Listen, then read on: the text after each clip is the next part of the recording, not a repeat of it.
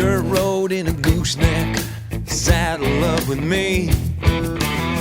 Dry land in God's country, crops far as I can see. The headlights on both ends of my heat day. This country life is for me. Ride with us, HPJ. Ride with us, HPJ.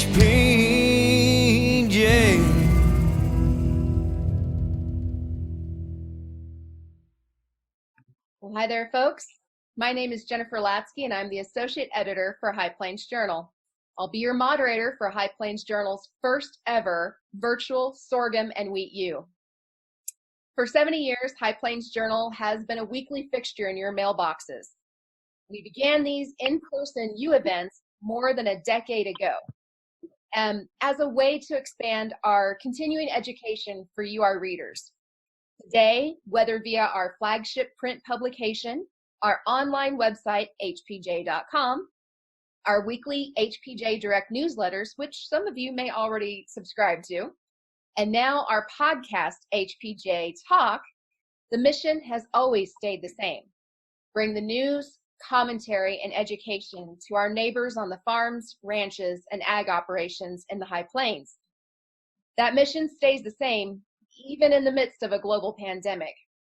Like all of you, we wish we could be conducting our sorghum and wheat U in person this year. The safety has to come first. And so we and our very gracious and flexible speakers and sponsors have pivoted to this virtual platform. Now, I'm sure many of you have already had experience with Zoom over the last 4 months, but for those of you who may be unfamiliar with how this will work, let me share some notes. First, we've already muted your video and microphones. If you have questions, and that's exactly what we want to have, we ask that you click on the chat box below and type your questions in the pop-up box that appears to the side of your screen. We've built in plenty of time to ask questions during the webinar. And in fact, if you'd like to type those in while the speakers are talking, that's perfectly fine. We'll just get to those after the speaker is done. All of our sessions are going to be recorded, and the recordings will be posted soon after we're done, all on hpj.com/SUWU. The schedule of sessions and speakers is posted there as well. And if you miss a session live, remember, you can always catch up with the recordings later at your convenience. Now, it is my pleasure to hand over the microphone to Barry Lubers, Business Director, North America for Advanta and Alta Seeds. Welcome to 2020 Wheat and Sorghum U, hosted by the High Plains Journal. I'm Barry Lubers, North American Business Director for Advanta and Alta Seeds. We're very excited to be a lead sponsor in this important educational event. Wheat and Sorghum U is a natural way to explore the benefits of both crops, as they're very complementary to each other and have traditionally been used in rotation. I want to take a few minutes to talk about Advanta. We are a global seed company with operations worldwide, along with a very robust global research and development program for sorghum.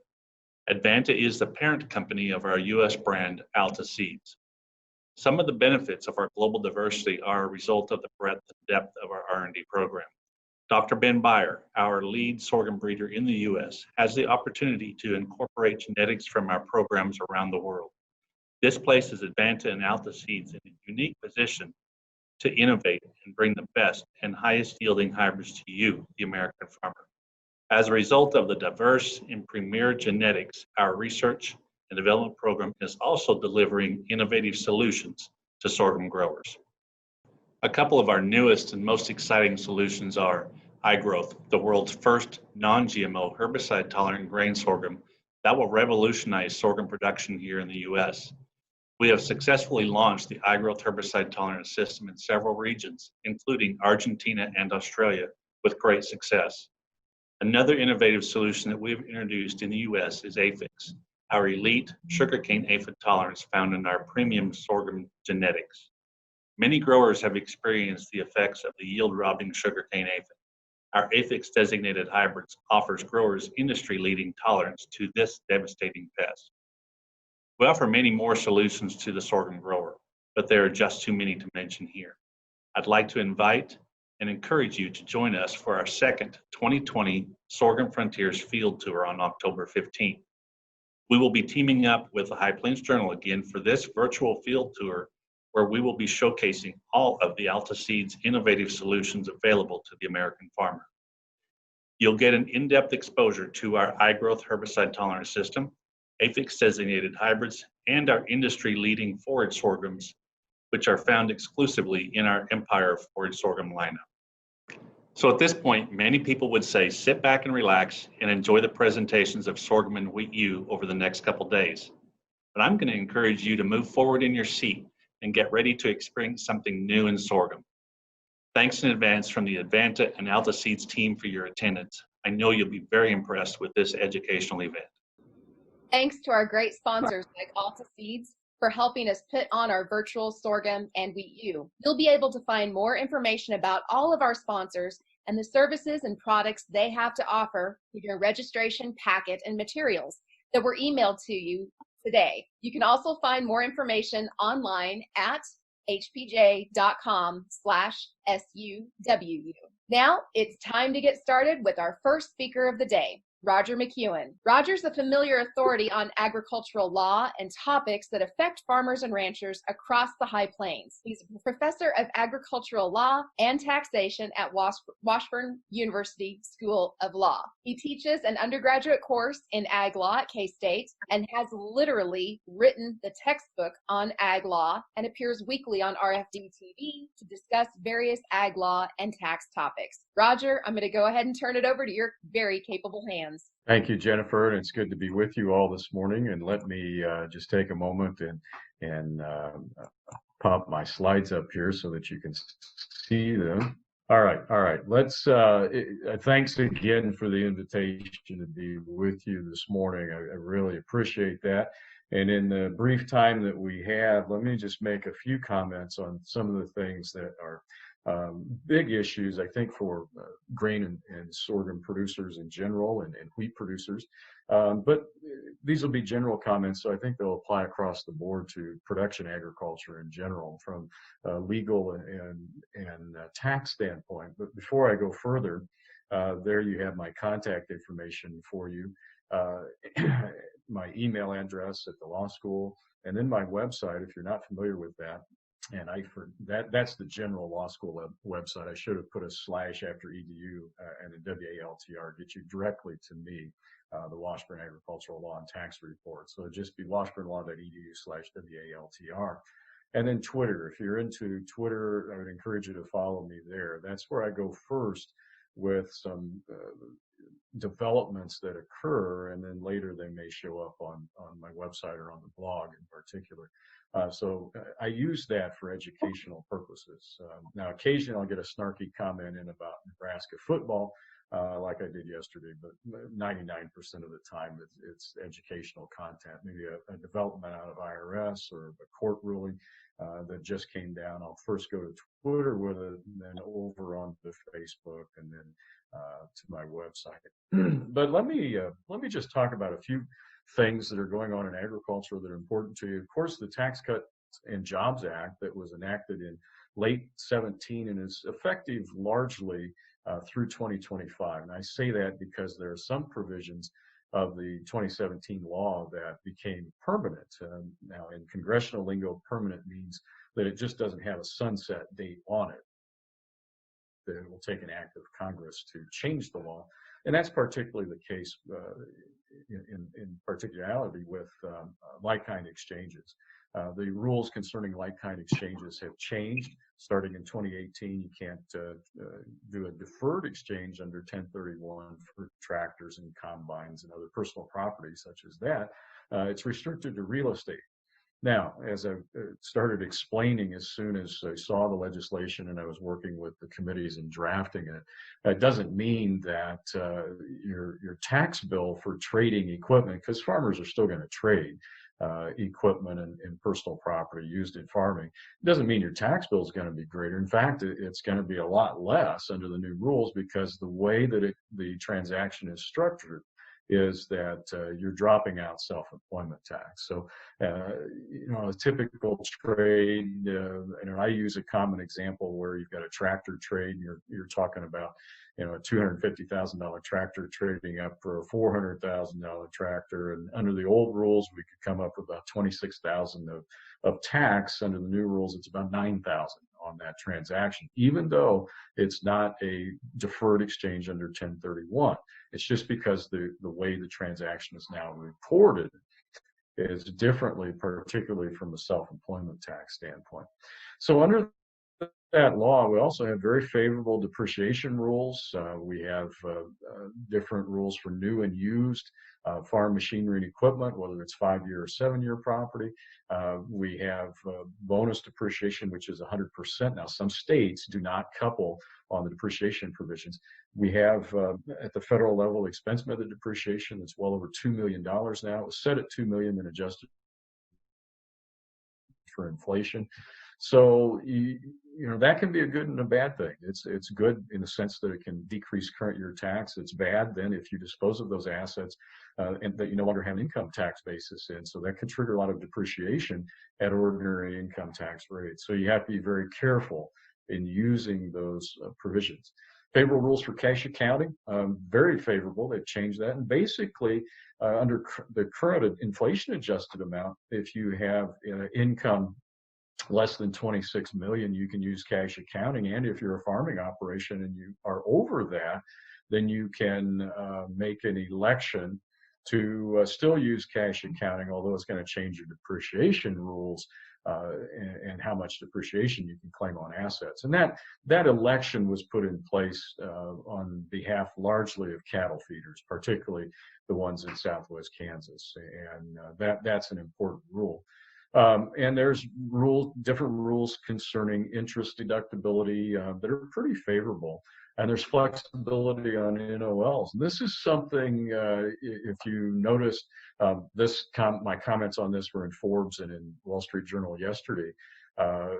This is currently a Senator Grassley provision right now. We're trying in the 4th virus bill, if they ever get one done. I think now that Trump has done the executive orders, it may cause additional negotiation on a 4th bill to occur. What you want to watch for in that one is a really nice NOL provision.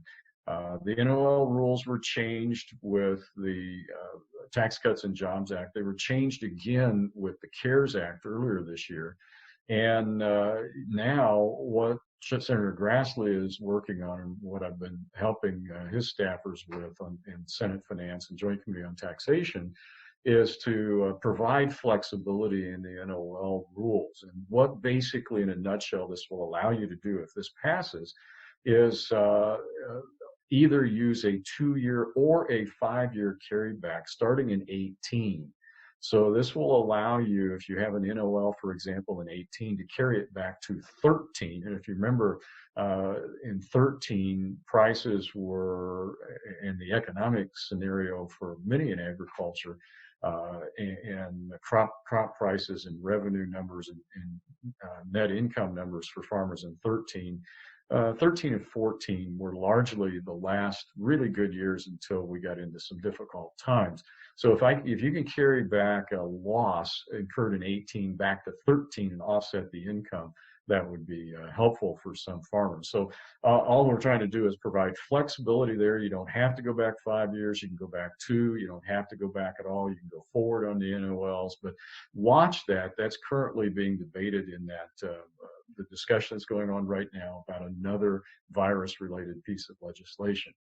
The 17 Act also brought in lower tax rates pretty much across the board.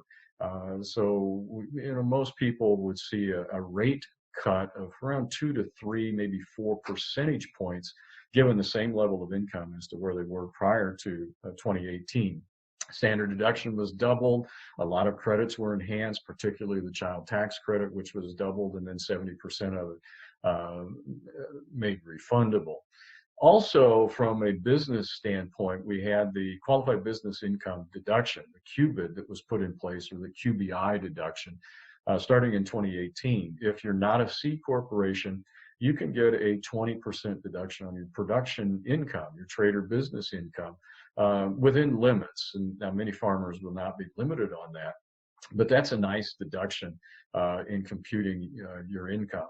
If you are in a C corporation as your production entity or as some entity that's used in the business, then the corporate rate was reduced down to 21%. And it was flattened out at 21%. So the first dollar out of the box is taxed at 21%. Now there's a little catch in there in terms of planning. That may or may not be the correct entity choice post TCJA.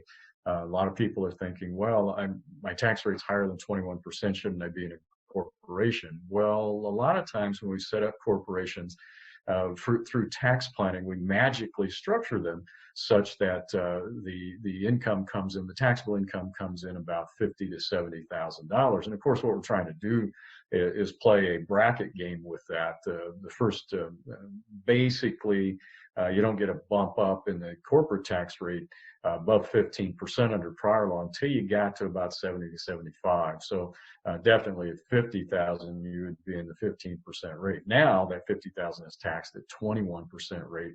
And so that's an effective 40% tax increase if you don't do it right. So whether, this raises structure questions post TCJA and with a lot of farmers, am I structured properly in the most tax efficient manner, given the change in the law and this QBI deduction that's there?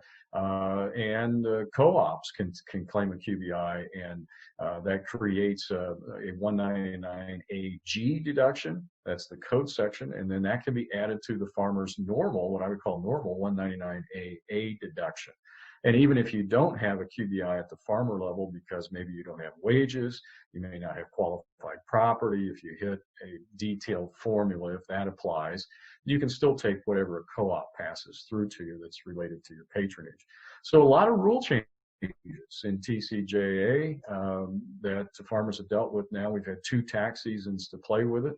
And the co-op rule was changed because there was an attempt to provide a 20% break off of gross income for co-op sales, and that proved to be politically not feasible. And so that got changed in what the media referred to as the grain glitch. And I always found some humor in that because that rule was not a glitch. That was intentionally put in there by a North Dakota senator, and he just didn't get away with it. So it got changed, but we've had a couple of tax seasons now to play with these rules. So if you haven't gotten close to your tax professional in the last couple of years, you probably need to, because this landscape has changed dramatically.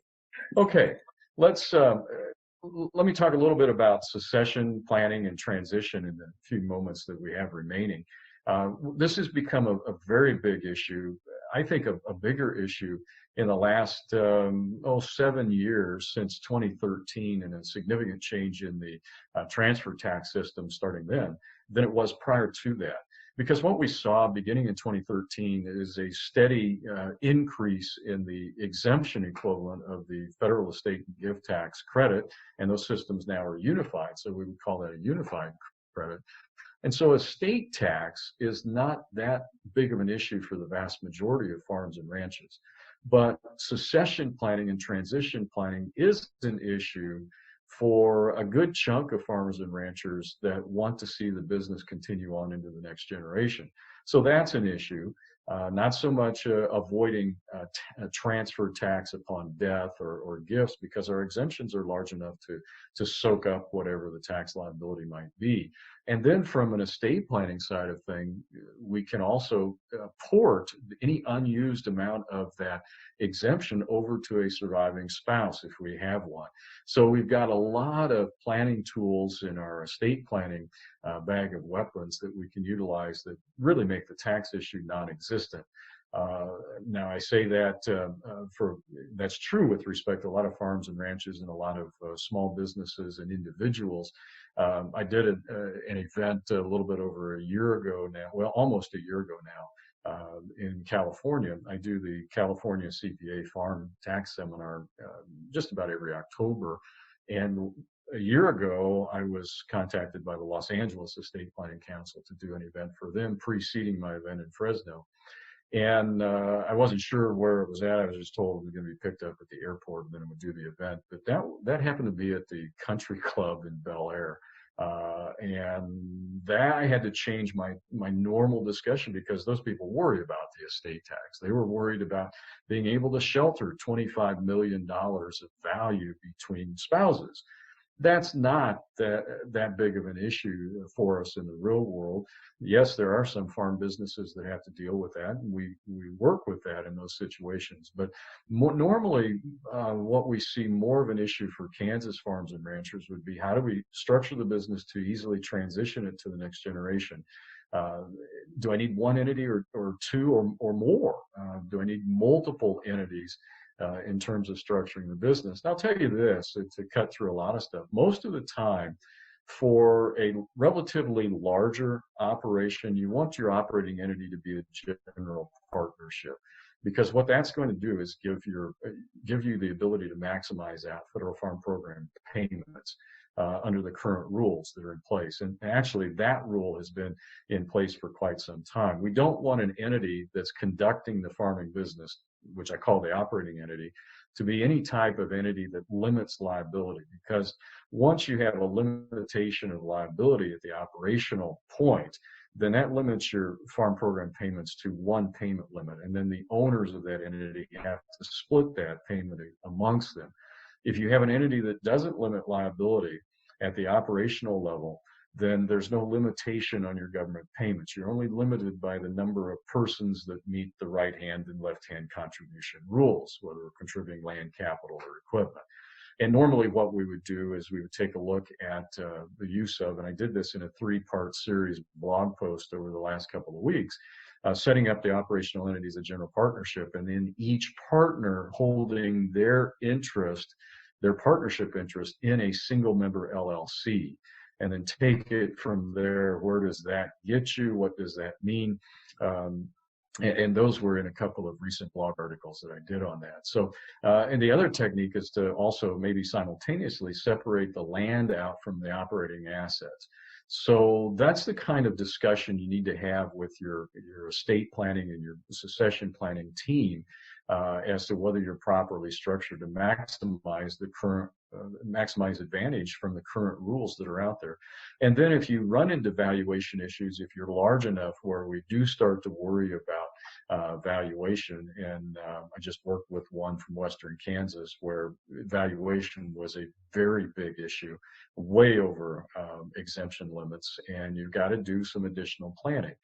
Then what you want to also look at in the way that you're structured is, are you structured properly from a transition standpoint? Are you properly structured to get the maximum advantage from farm program payments, which unfortunately are making more and more of a percentage of the income of the business in recent years?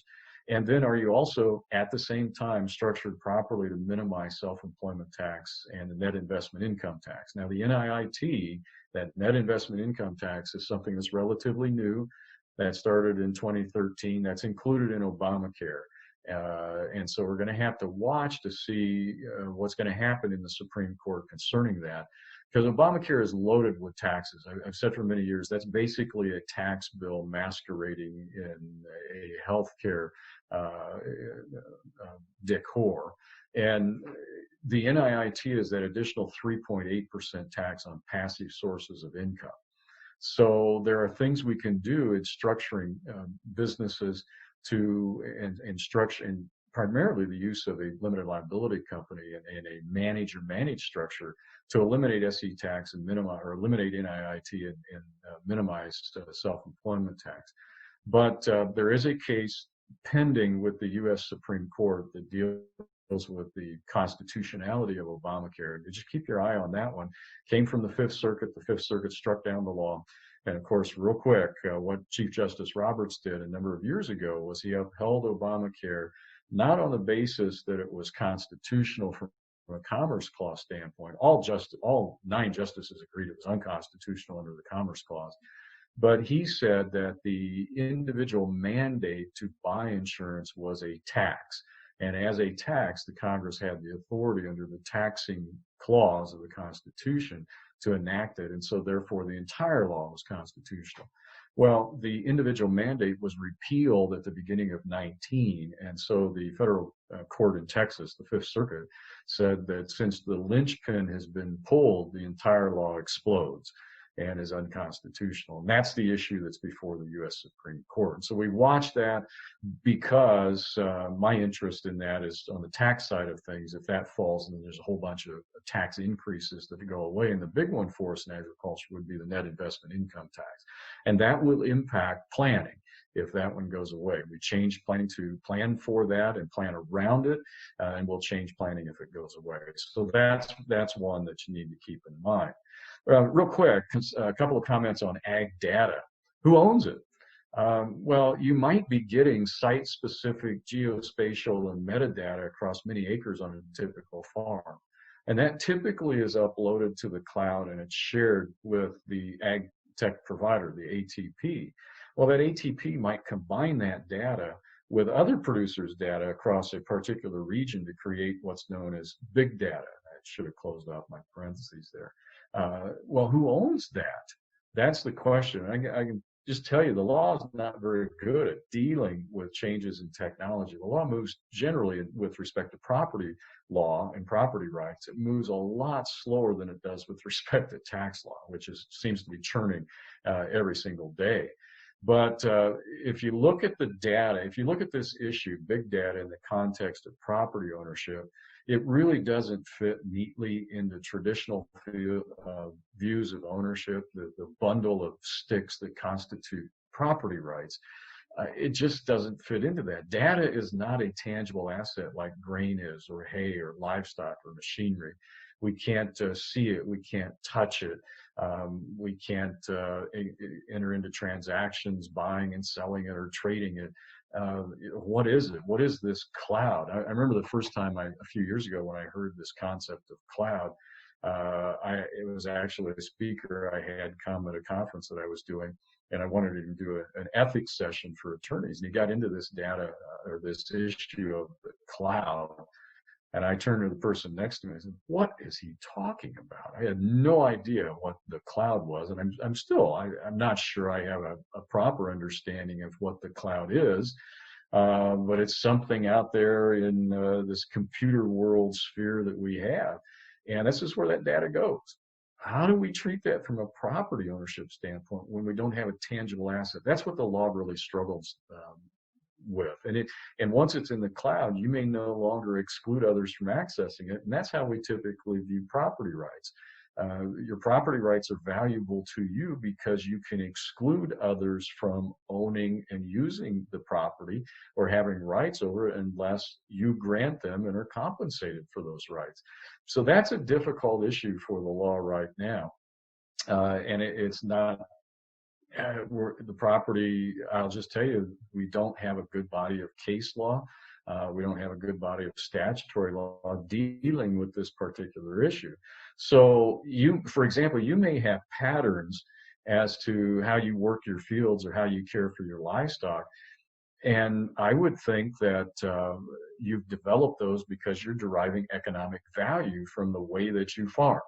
If a landlord is looking for a tenant, a good landlord evaluates a tenant's history and the way that they do things to determine whether that's going to be a good deal for the landlord, particularly if you're getting into a crop share type arrangement or a livestock share arrangement. If it's cash lease, it doesn't really matter because you're going to get whatever the cash is, and the risk is on the tenant.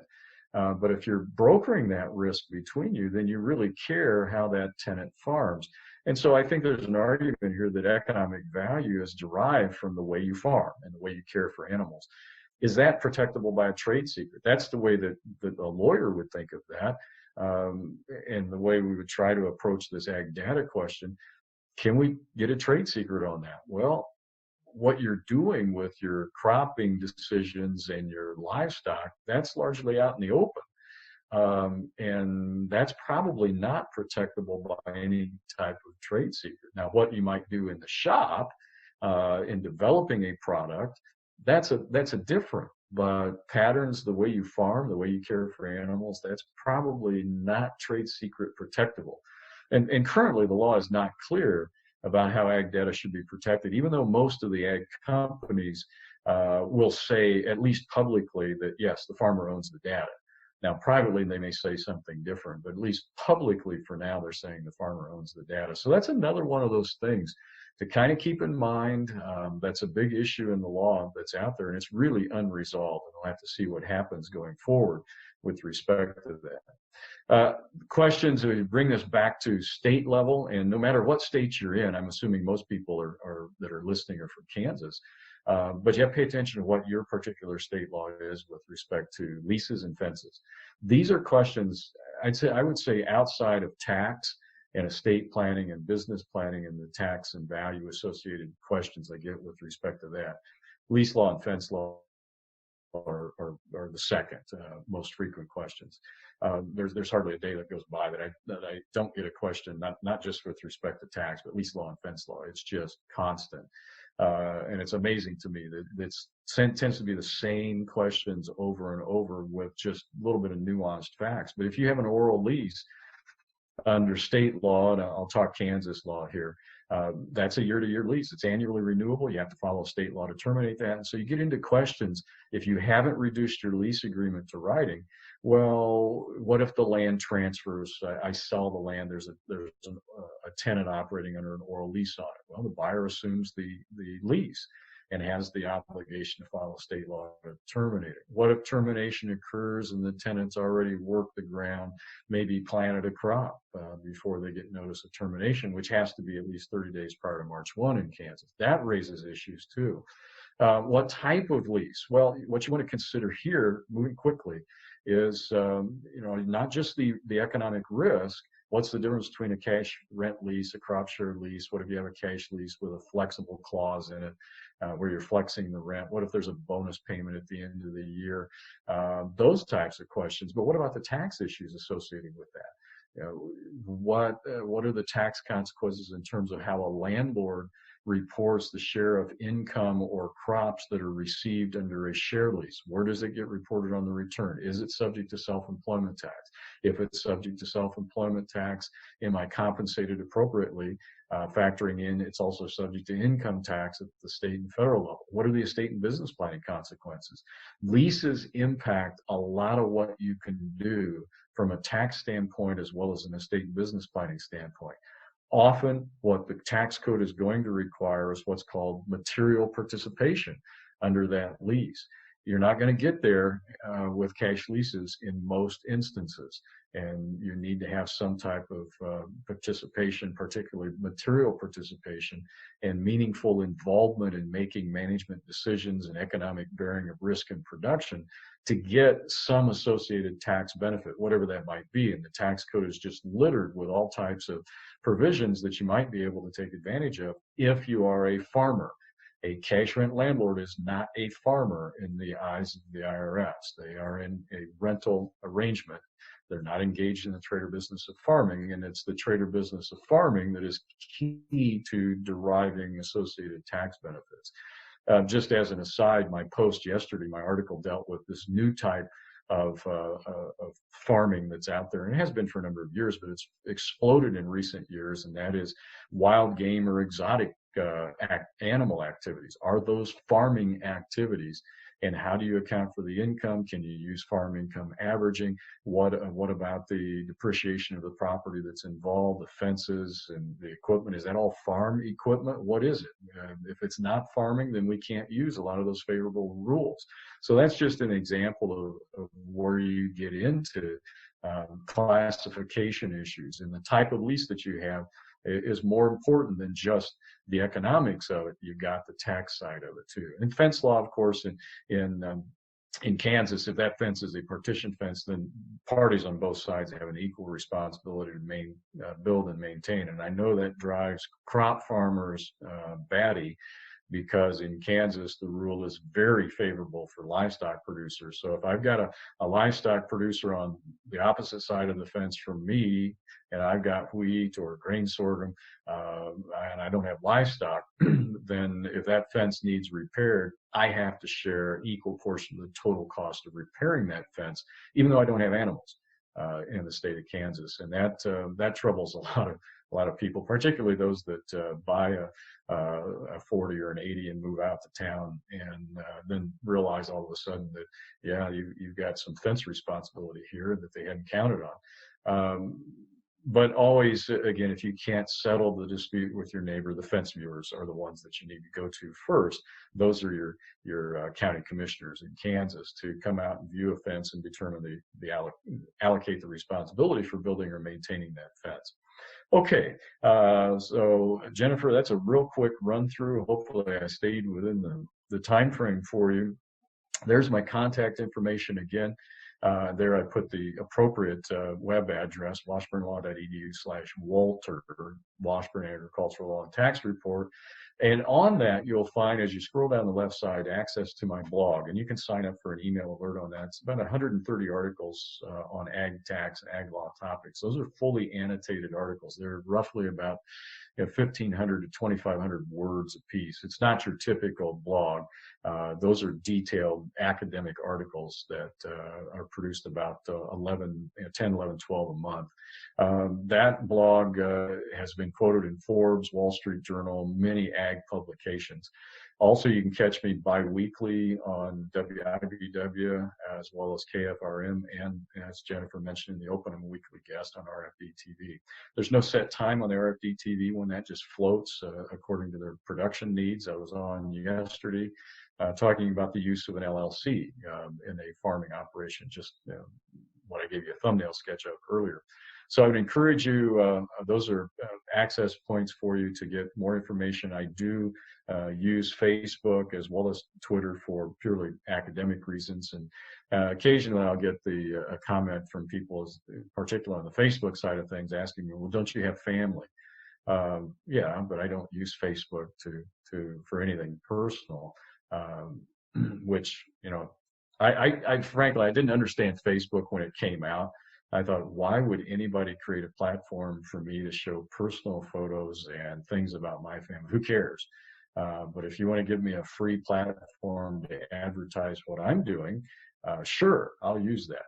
But I realize that that's not how people normally use Facebook. But what I'm telling you is those are access points for you for a lot of information that I think you'll find, and I hope you find helpful in your farming operations to bring you greater success. So with that, Jennifer, I'll turn it back to you. Thanks again for the invitation to be with you today. I appreciate it greatly, and I think we do have some time for questions if there are any.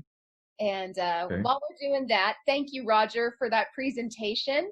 Remember, folks, click at the chat button at the bottom of your screen and type in your questions in the box that shows up over to the side. While we're waiting on your questions, I've got a couple here. So, Roger, we talk a lot about the business structure of our farms and ranches, but something occurred to, or came to my mind while you were speaking, and we have the average age of the American farmers about 57, 58 years old.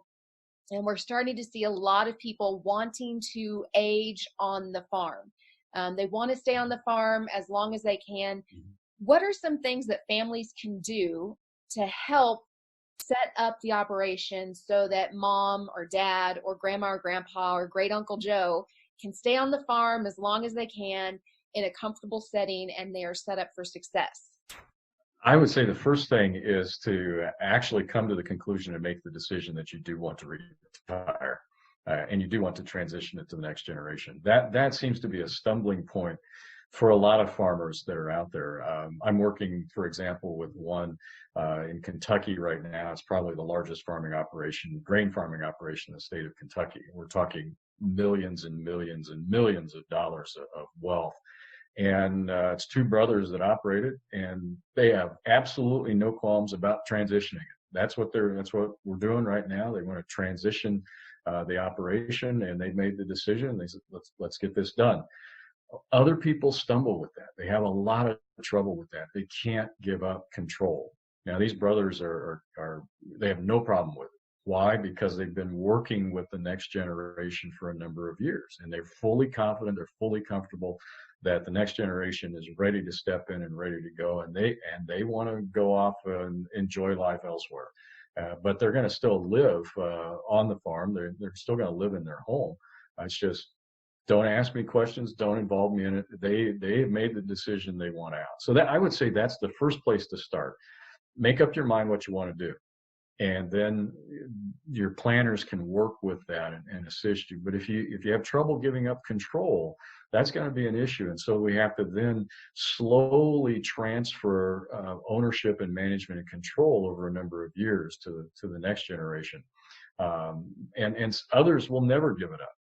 I've worked with some that have been in their 90s and are still hands-on, and it's frustrating to the next generation who happens to be in their early 70s that still don't have control of the family farming operation. So I think that's in the interest of time here, that's the number one point, is make up your mind clearly what you want to do and express that to your planning team so that they know where they're starting from. And that makes the planning process a lot easier. Okay. Roger, we were talking about ag data and who owns it and all of that. And as you know, High Plains Journal also has our Soil Health U that comes on in January. And I got to thinking, there's so many guys and gals that are out there that are doing some really good soil health practices that they want to start those on land that they lease. Now, we know that ag data is up in the air. What sort of law or what sort of advice would you give somebody that is in that leasing arrangement and they'd like to start in on some soil health practices that on land that they don't really own or have a stake in? Yeah, that's a great question. I think the starting point on that one is to make sure you have your leasing arrangement in writing, and so that you've given some thought to those issues and you protect your rights to what you're doing. Even though it's a lease, you don't own the underlying ground, but there are things that you're doing to provide a benefit to the landowner there. And you want to capture the value of that in the lease agreement that you have. And you won't capture that if you have an oral lease.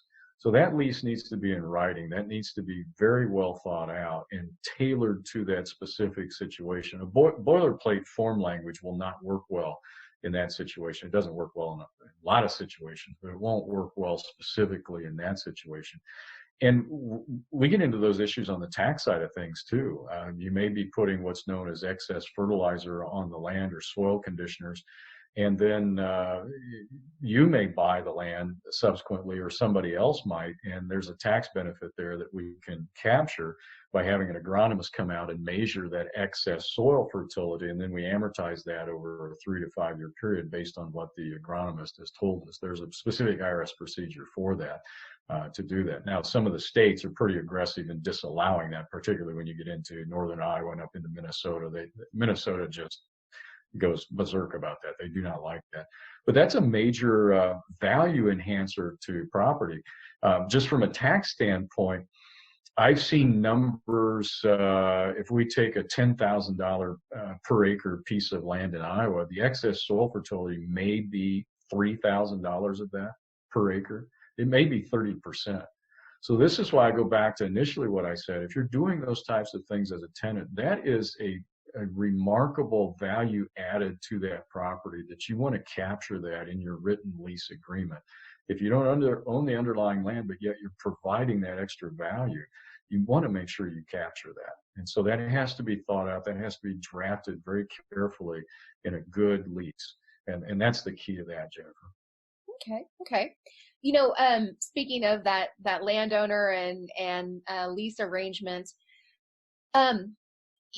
we've got, along with our farmers are aging, but our landowners are aging as well. And we're starting to bring on not just the third generation, but fourth and fifth generation that are removed from the farm, from actively farming, are now coming into owning land.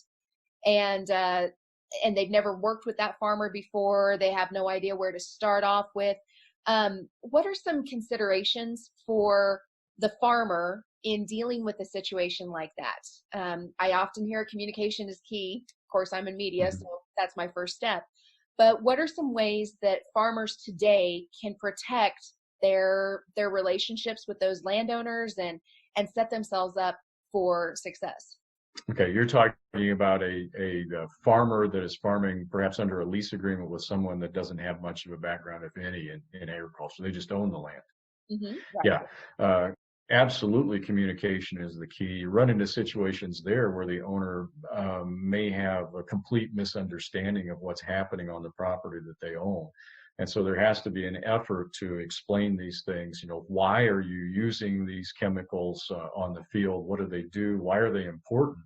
How are they benefiting my property? Because, you know, you see a lot of things in the media, and I'm referring to non-farm media in particular, that is just it's horrific as we view these things in agriculture. I've written and done several TV and radio programs on the Roundup jury verdicts and the dicamba issue. Well, you see these jury verdicts in California with California juries, and it's just an enormous sum. And of course, the dig is made with respect to agriculture in those.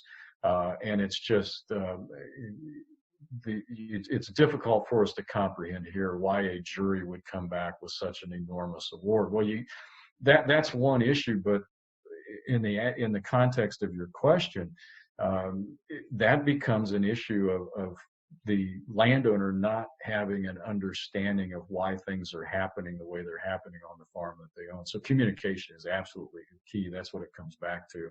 I would say a good portion of the legal issues that arise between farmers and their landlords are caused by lack of communication and just bad interpersonal relationships. And we want to try to avoid those, obviously, because those can be expensive if the legal system gets involved to clean that up. And some, to be honest with you, some landlord-tenant fits are not good fits. And not everybody's going to be able to work with everybody. And so that's part of what you have to deal with. And sometimes we get into battles of land that is co-owned by multiple parties, and they can't come to an agreement as to how they want to work with their tenant. And so then we get into situations where, well, one co-owner wants to terminate the tenant, but the other four are really good with the tenant and they want to continue it.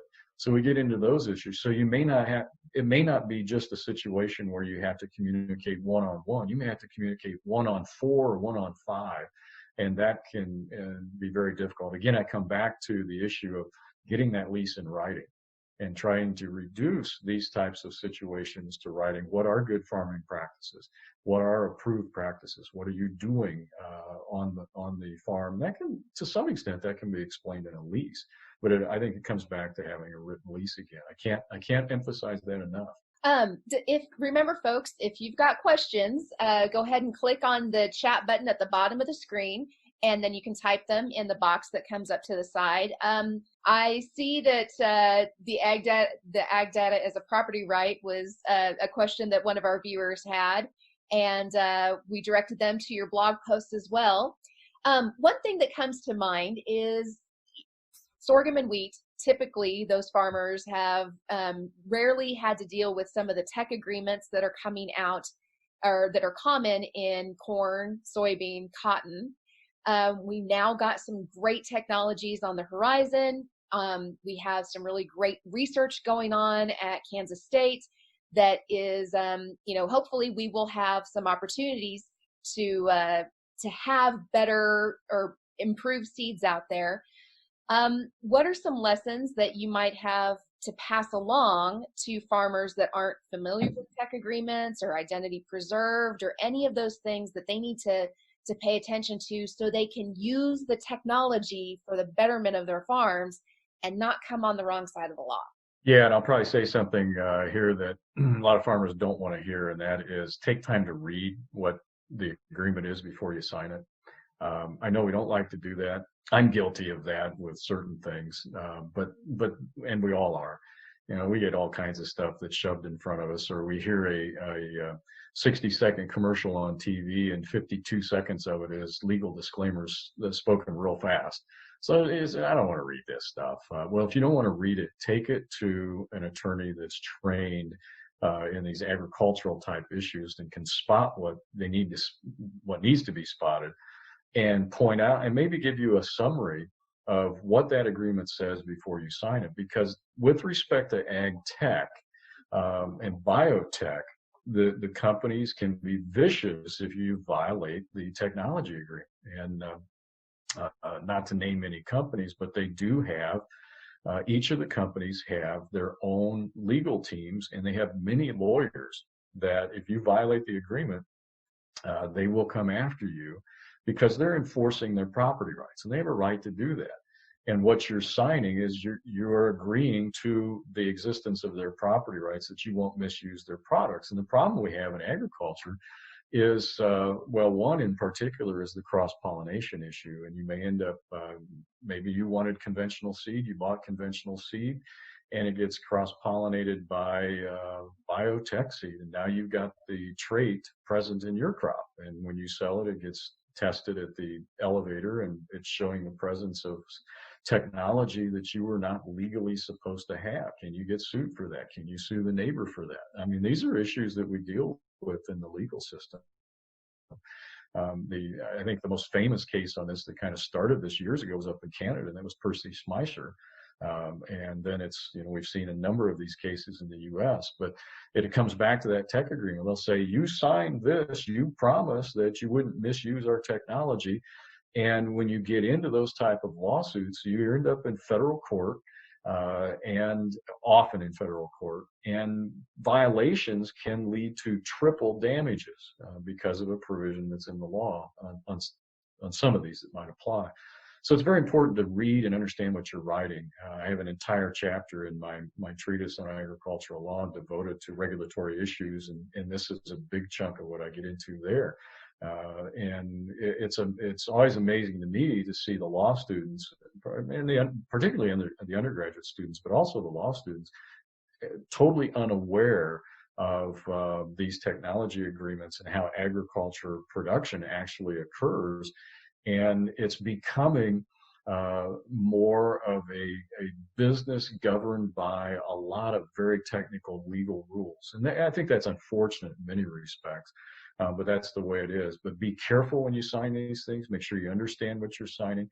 We went through a major Supreme Court opinion 40 years ago that ushered in biotech. It was a 1980 opinion of the U.S. Supreme Court where you could patent a living organism.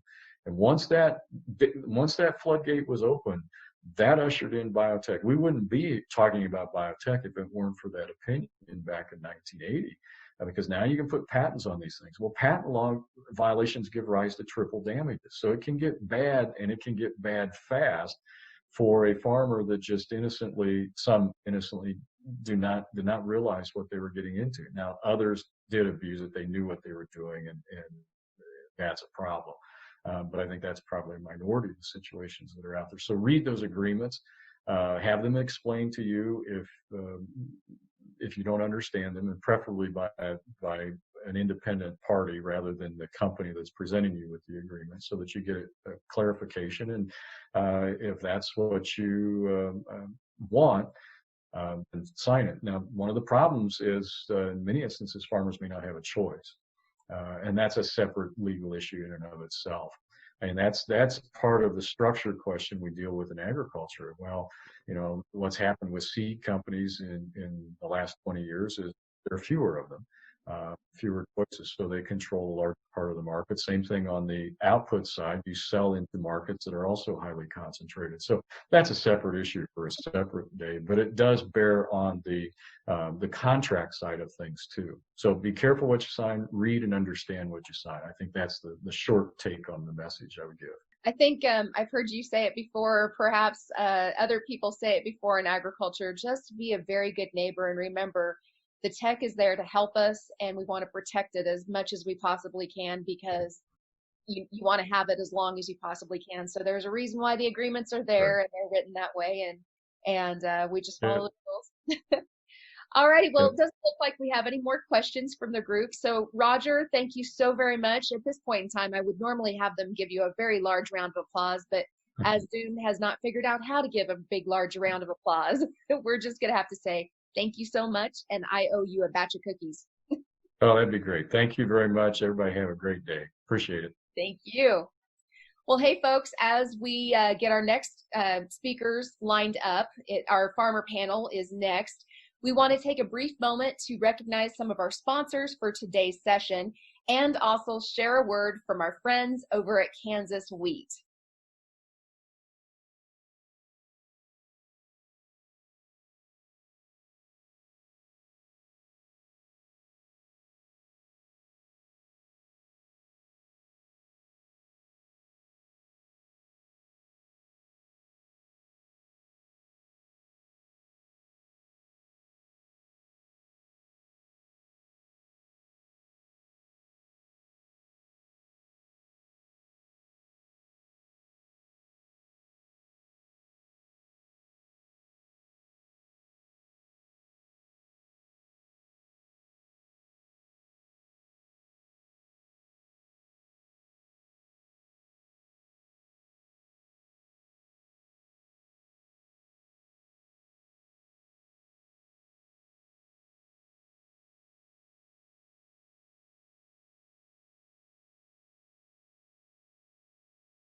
I'm Landon Oldham with Heartland Soil Services, and we'd like to be your local precision ag expert. At HSS, we tailor our services to fit 100% of your needs. Our team's goal is to help make your farm more efficient through grid soil sampling, yield data management, variable rate fertilizer, seed, imagery, and much more. How much money are you leaving in the field? Call us today to schedule a free consultation and let's see how we can increase your farm's efficiencies, or visit our website at heartlandsoilservices.com. And remember, unless you test, it's just a guess. Good morning, everyone, and welcome to Sorghum U and Wheat U for 2020. My name is Aaron Harries. I'm the Vice President of Research and Operations for Kansas Wheat. I'm coming to you from Manhattan, Kansas, and the Kansas Wheat Innovation Center. I'd like to thank all of our partners, and especially High Plains Journal, for keeping Wheat U and Sorghum U going via this virtual route. I'm pleased that all of you could join us today. Real quickly, an update on who Kansas Wheat again, a little bit of a refresher. Kansas Wheat is the Kansas Wheat Commission and the Kansas Association of Wheat Growers working together, managed by the same staff. The Wheat Commission is the checkoff entity in the state that collects 2 pennies on every bushel of wheat sold in the state of Kansas. They use those funds for marketing, both domestic and international marketing of Kansas wheat, as well as research.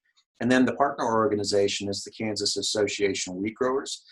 That is the membership trade association that focuses quite intensively on farm policy, legislative work, both at the state and federal level. So that is the makeup of Kansas Wheat.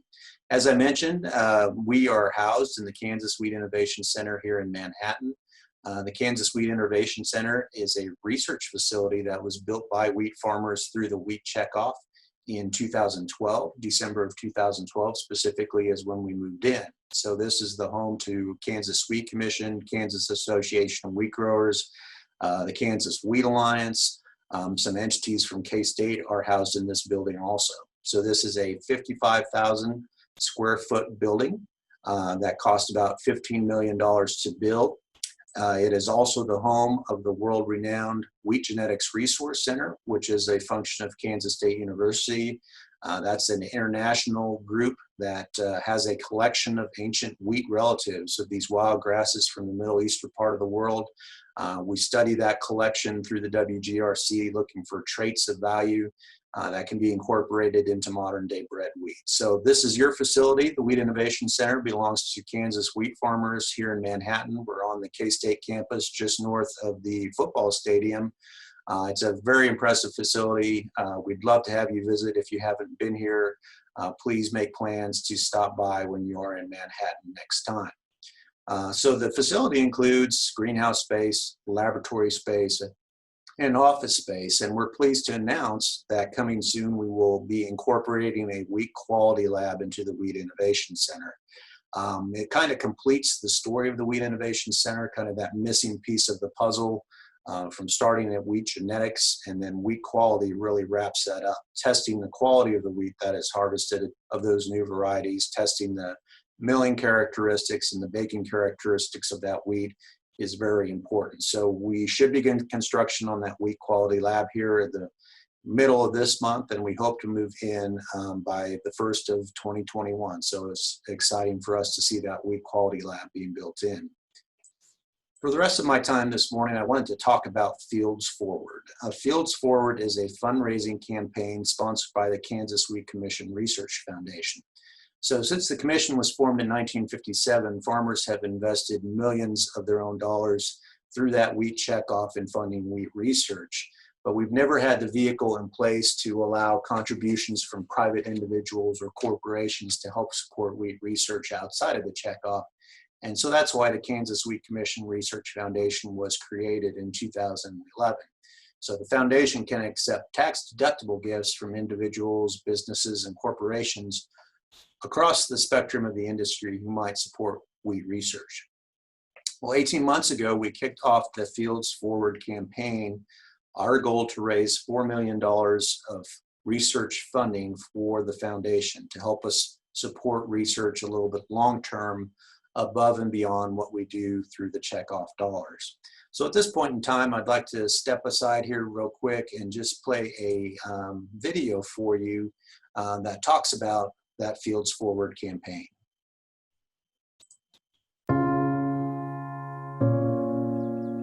Wheat. For thousands of years, wheat has represented something essential to a diverse group of people across the world. A way to make a living. A way to create new opportunities. A way to feed a family. Put simply, a way of life. Wheat symbolizes hard work, doing things the right way, even when it's not the easy way. It embodies stable values in an ever-changing global economy. But in today's world, hard work and belief are no longer enough on their own. It is time to push the boundaries of wheat's potential, of our potential. We must collectively focus on using research and data to help us move forward. Fields Forward aims to do just that by funding current wheat research projects that improve yield and quality, by maintaining and developing technology and facilities necessary for future wheat research, and by cultivating new talent in the wheat breeding and genetics industry. Generations from now, the wheat industry may look different, but with our efforts today, it will continue to honor the heritage that unites us all. Fields Forward, the campaign for a sustainable wheat future.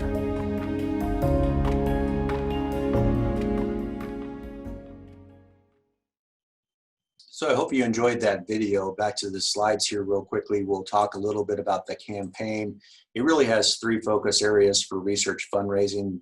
The first we call Fields of Research, and that's about bringing dollars in to support the current important wheat research that's going on here at the Wheat Innovation Center at Kansas State University.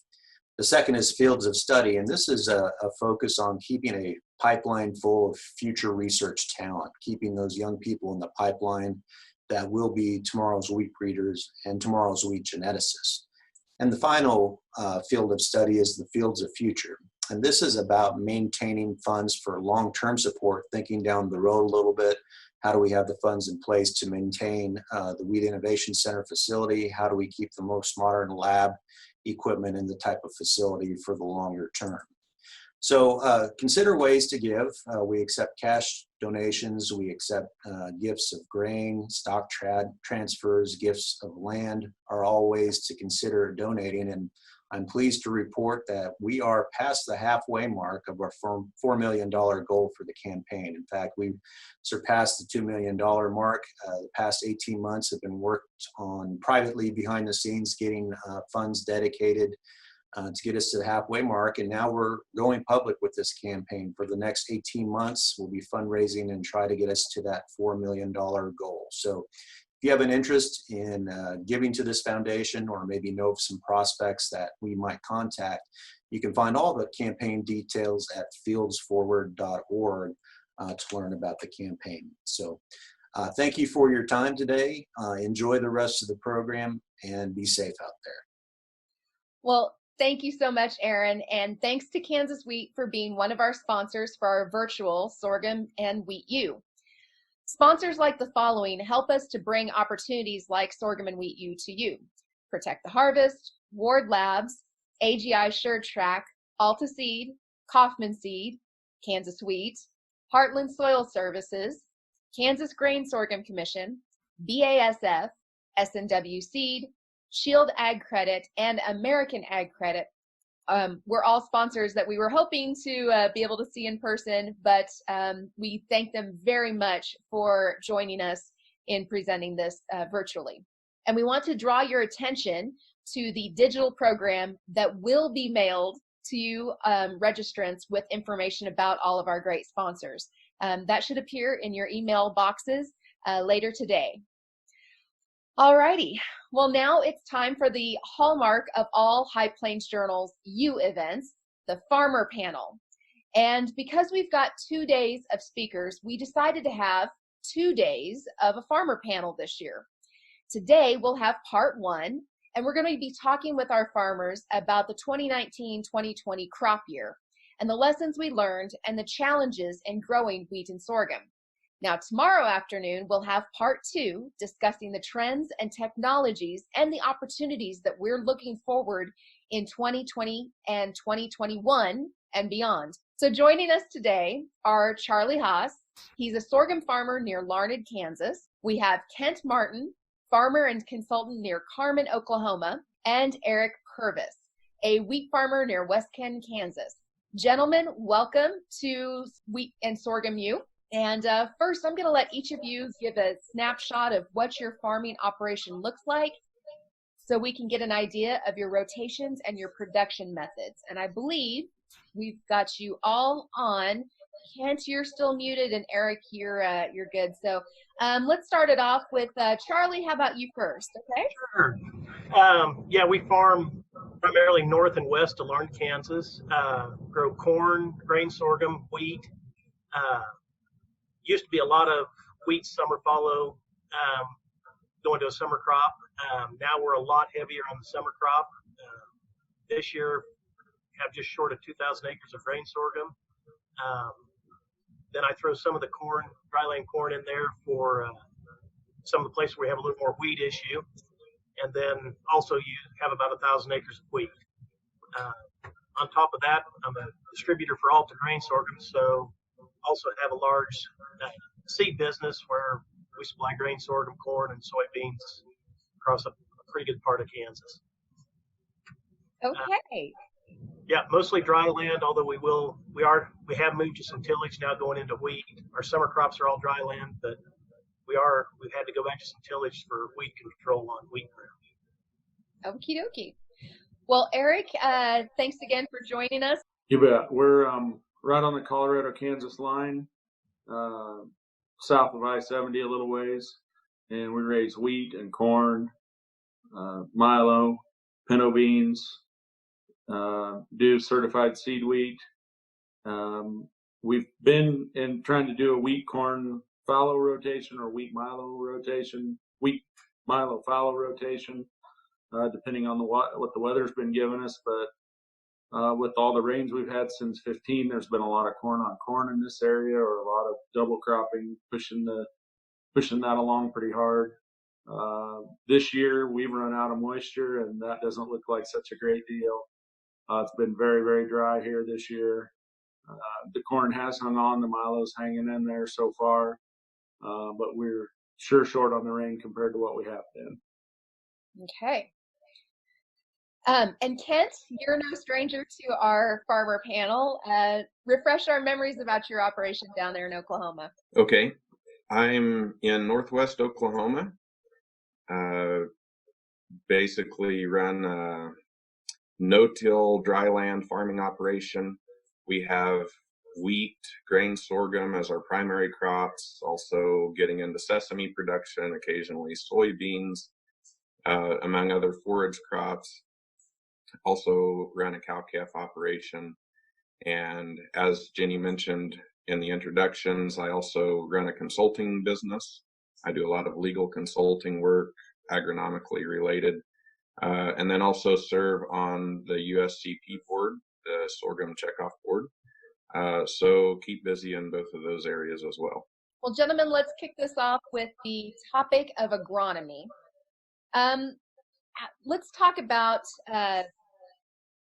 the challenges of growing sorghum in the areas where you're at, and what are some ways that you're trying to change up the technology that you're using or the methods that you're using to grow better sorghum and even better wheat as well. But for example, Charlie, with the Alta Seed that you've got going on there, there's some new advantages to that in your rotation, if I remember right, having talked with you before. And Kent, you're starting to dip your toes into another different sorghum variety from another partner, right? Yes. Okay, so Charlie, I'll let you go first, and then Kent, I'll turn it over to you, okay? One of the biggest problems we're having with sorghum right now is weed control. Excited, we're starting to look at some of the IMI products coming to market now that we don't put over the top of sorghum. I'm excited how that's going to go. Give us a little better control on some of those grasses that we've really been having trouble with. I'm still trying to figure out how to control palmer pigweeds. That's the one that's killing me, and nothing that's coming to market looks like it's going to do a lot of help on the palmers, but that's probably our biggest problem right here in central Kansas. As I move south into the sand hills, you go south of Larned, the ME products or some of the grass control is going to be huge for us just because such a grass problem down there. Okay. And Kent, you've got working with S&W, correct, on some of their varieties that are coming out, right? That's correct. I've been working with and acquainted with S&W for some time now. Actually just became a seed dealer for them, so that will be an interesting venture as we move forward.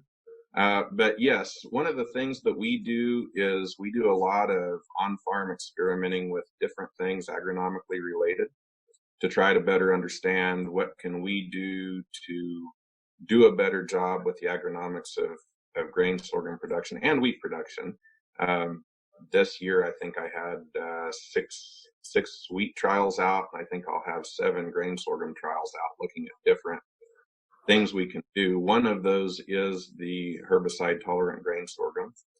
I expect you will hear more about that as we move through the program today. So I think there will be a lot of details and a lot of interesting things discussed, but certainly is an exciting thing. From the USCP standpoint, we have looked forward to this for a while now. We've told people you'll see it in 2 years, and then you'll see it in 2 years, and we're seeing that 2 years come, and that's exciting because, as Charlie mentioned, the grass control is a major hurdle for us at times. And back in a former life, I was a university research and extension professor at K-State, Southwest Kansas, and that was one of the biggest things that drew people away from grain sorghum was the lack of grass weed control. And so I think we see that coming. I can tell you from my observations, it's working very well.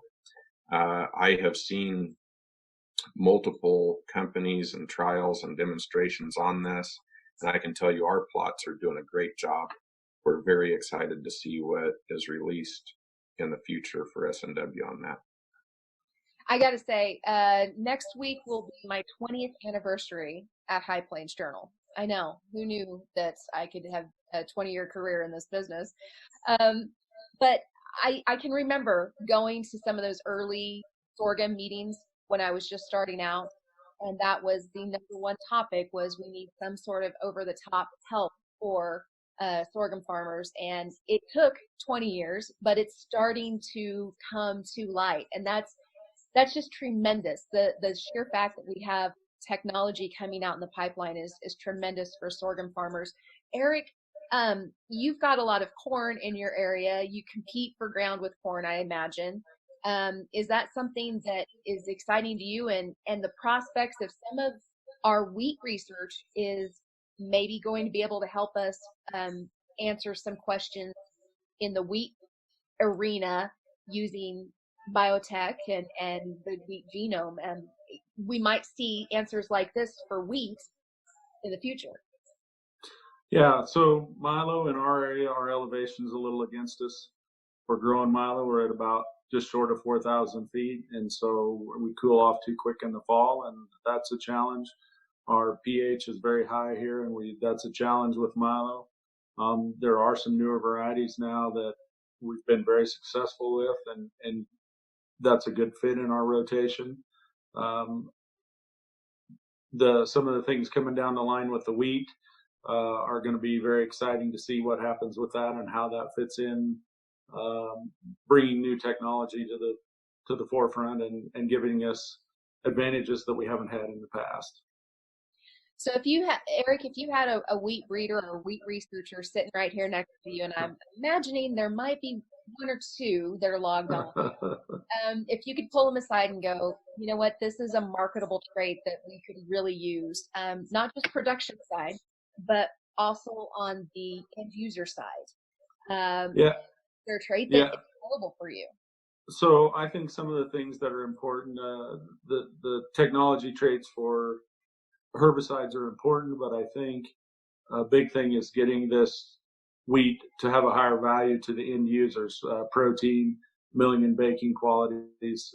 I think those are very important things for the future. And that's one of the focuses we've had on our farm, is pushing wheat in that direction, finding varieties, finding ways to get those things into the wheat for them by our nutrition program and other things. Okay, so Eric, you brought it up. How do you push wheat to be as excellent as it possibly can? And how then do you capture that market? So we're 100% no-till, and that's had its own challenges with the Palmer amaranth, as was mentioned. That's become a big issue, but we're trying to keep that moisture available and help our crop along that way. It's been a big deal. We're very aware of what our wheat crop needs nutritionally, watching what that is, pushing fertility, trying to get more out of it. And I think we've done some of that. This year was really dry, so our yields were off, and it was a struggle. Test weight was low over a big area here, but we're always looking for fertility. We've broken, instead of, I guess, the old way of putting the anhydrous on all up front, we're putting some fertilizer down when we drill. We're making split applications in the spring, trying to spread that out and help push that wheat along and get more out of it, not only from a yield standpoint, but from a quality standpoint. I guess that's the big things that we've done so far. Okay. All right, Charlie and Kent, Kent, you and I, we've talked a lot about how you can push the sorghum to be as best as it can be in the field, but Charlie, how do you do that in the Larned area? And you also have some folks that are south of Larned and west of Larned. How do you make the most of that sorghum crop? How do you give it the best leg up possible? I think a lot of the things we've kind of overlooked in the past maybe has been the fertility. We've been, since 2012, our sorghum yields have been really good. I mean, we just had about 6-7 years of really good run here. And I think, we probably haven't kept the fertility up like we should. Last year was the first year I went ahead and did some foliar nitrogen over the top of milo.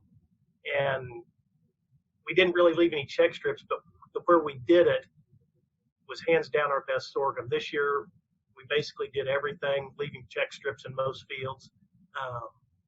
Really kind of excited to see how some of this foliar boosts our yields. Can we reach that next plateau? The other problem we're running into is we've had so much rain the last couple of years. Last year, we had 2 rain events that were both over 4 inches. Had a lot of standing water. We're dealing with compaction right now in no-till that I've never seen. Really starting to show up, and I've got some customers now that are looking back at some of these minimum till rippers where I hate to go, but I know we have some compaction problems from the rain that we're going to have to address, and I think that's the next step we're going to have to go to really, break some big yields. Okay. Kent, down in your part of Oklahoma, how is it that you give your sorghum the best leg up possible? Well, of course, we want to start off right, and we want to understand everything we can about that production system. So we tend to put out a lot of different little experiments to better understand that, better understand how we can push it. I appreciated Charlie's comment about the later season application of fertilizers. That's something that we work on and have 2 experiments on right now, a half a mile from my house, that looks at delayed fertilizer, increasing the fertilizer efficiency. So and I know we'll probably talk about this later, but as we look at a tight budget scenario on all of our crops, the question for us becomes, how do we increase the efficiency of what we apply and what we do to make our inputs more efficient to grow more with less? And of course, when we're under a tight budget scenario, that's when that happens. Integrating wheat into our sorghum and vice versa, I find, is really beneficial. An example is this year I had a piece of ground that had a failed crop on it last year. So there was a transition from no residue to wheat residue. And I wanted to even the field out, planted sorghum all the way through. And it is night and day difference, the pigweed pressure, broadleaf pressure, grass pressure in that residue versus the no residue. There are many different examples of that we look at those systems, and this was an accidental comparison. We didn't want to have the failed crop last year, but it happened, and we took the observations with that to help us to understand how to build a crop rotation in a scenario that really benefits us and does what we need to do to maximize that potential.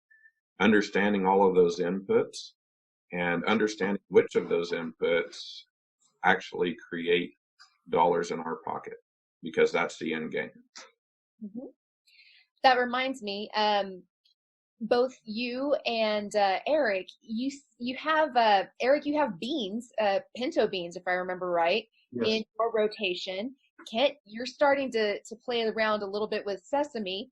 This is the sorghum and wheat so we grow sorghum and wheat. But those specialty crops, what do they bring to your wheat and sorghum fields? You know, what advantages do they have for your main crop? So this is Eric. We're using it on our irrigated acres, the pinto beans, and have a rotation with the pinto beans, then wheat, then corn. And it helps us manage our water, helps us spread our water out over different periods of time when we're using that. And the pinto beans give us a good place to grow our certified seed wheat. And then we've got good wheat stubble to grow our corn in. And to his comment about the wheat stubble, we're really seeing that this year. In where we've been growing corn on corn for multiple years, we're fighting a lot more weed issues than where we have our rotation set of in a 3-year rotation. The weed pressure is so much less there. It's really stood out to me this year. Okay. Kent, sesame, huh? Yeah, so, and it's not just sesame, soybeans, sesame, dried beans, forage crops. The goal for me is to think about how can we diversify not only what we have above ground in terms of yield and marketing diversification, but also below ground, the soil biology, trying to lessen that impact of compaction that I think it was Charlie mentioned. So I like to transition from grassy crops to broadleaf crops, fibrous roots to tap roots, summer crops to winter crops. In a perfect world, I would probably have 2 winter crops, 1 grass, 1 broadleaf, 2 summer crops, 1 grass, 1 broadleaf, and alternate those continually. And we had that for a while when we did more canola, but I'm currently not growing canola now, so no longer have that option as a winter crop. But that gave us a nice way to change insect cycles, break disease cycles, reduce compaction. We could do a lot of those things with that kind of that crop rotation and changing things. Now, having said that, each brings their challenges as well. We think about the herbicide application and not having carryover of some of those crops, and that's certainly something that we can think about with sesame. And I know in the southern part of your area, and of course Oklahoma is getting very heavy on sesame. The other issue with sesame on the negative side is that there's a lack of weed control options with sesame. So we have to account for that and understand that in our following crop, if that's sorghum or if that's wheat, that we have to prepare for that weed control and plan an extra application. The other thing to take note again is that residue becomes increasingly important as you think about those low residue crops like sesame, or in my experience in Oklahoma, soybeans or the cowpeas. That low residue crop gets the added benefit from that dense residue from wheat that we can incorporate back into that. We've got a question from the audience. Jessica Nad asks, does have any panel members had success with cover crops in a wheat rotation or a sorghum rotation? As you know, we have Soil Health U coming up in January. Soil Health is big for High Plains Journal. Charlie, Kent, Eric, are we tinkering with soil cover crops or other soil health measures? Kent, you just listed that we're changing up our root structures, so that sounds like soil health to me. Yes, we do have a trial out that we've been doing for 2 years now, focusing on using wheat as a cover crop prior to sorghum. So, and it's, I'll be honest, it's hard to do that work. And I think you'll have Josh Lofton later. He is cooperating with that work from Oklahoma State University. And so he's been collecting water data and soil moisture data, should be more correct in how I say that, to better understand that. The hard part is, depending on what the bulk field is, so for instance, this year, the deer have literally traveled down every row of sorghum and picked that stuff clean. But having said that, the observations that I have made from the different trials and different things that we have done, I will tell you that having wheat as a cover, either terminated or taking to harvest prior to grain sorghum, makes it a huge difference for me. My goal with the cover crop is to keep it fairly simple. This year, I will be planting all of my acres to wheat or a wheat plus something cover crop, probably like a radish or turnip, something of that nature, depending on the calendar date. You know, and I think as we think about cover crops, for me, the success of the cover crops depends on what else do we have in that field and what is our timeline. So if I'm growing April planted sorghum in Oklahoma, it will probably be out in time that I could plant a cover crop to incorporate taproot crop in that early enough to make it survive and to do some good. If I have sesame, that will come off so late, I'll be lucky to get a good stand of wheat. So those are all things that I really think about as we do that. But yes, it has worked and it is good. And being someone who has a cow-calf operation as well, it can be very handy for that also. Charlie, you work with a lot of different farmers. How are they incorporating soil health or cover crop practices into their sorghum? Seeing a lot of guys, saw some stuff this year where we did some of the winter oats. Most of that ground was going wheat this fall. But a lot of guys are trying to, and I don't know that we've actually found the right mix that we really need yet. I think everybody's still kind of experimenting, but I think we've got to do something with the cover crops. I've seen a lot of failures and I've seen a few that have kind of worked. I just don't think we've quite found the mix and the timing we need.